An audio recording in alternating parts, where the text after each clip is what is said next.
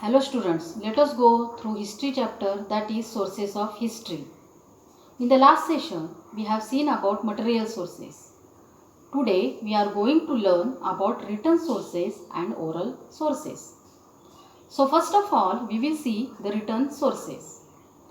Written sources include documents of proceedings in the royal courts, judicial verdicts, orders, genealogies, shakavali, correspondence, dispatches, treatises, biographies, travelers are written sources of the medieval period.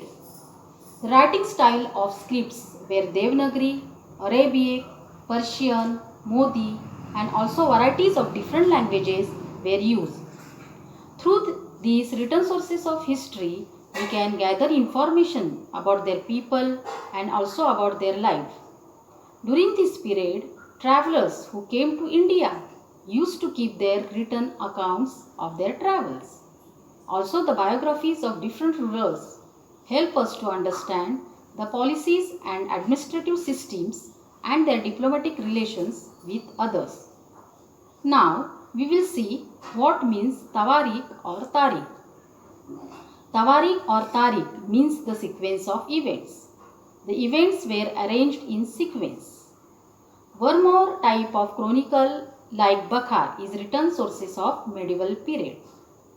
It helps us to understand political happenings, linguistic transactions, cultural life, social conditions of that period. The works of contemporary Western historians like Robert Arm, M.C. Sprengel and Grant Duff are important sources. Let us see oral sources. Oral sources include folk songs, gathas, shlokas, abhangas, povadas, proverbs, legends, myths and ovis. All these are oral sources of history.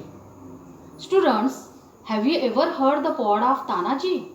It is composed by Tulsidas Shahir. The Povada contains beautiful character sketches of Tanaji, Shelar Mama, Shivaji Maharaj and Veer Mata Jizabai. Such type of sources are called oral sources of history. So students, history is written with the help of these three types of sources, that is material sources, written sources and oral sources. Before using these sources of history, it is necessary to take certain precautions. We have to examine their authenticity and see which are genuine and which are fake. We have to study the integrity of the writers, their personal interest, the period in which they live and the political pressure on them. Their information has to be verified. It has to be seen in a proper perspective. So students, in writing history, the author's impartiality and neutrality are very important.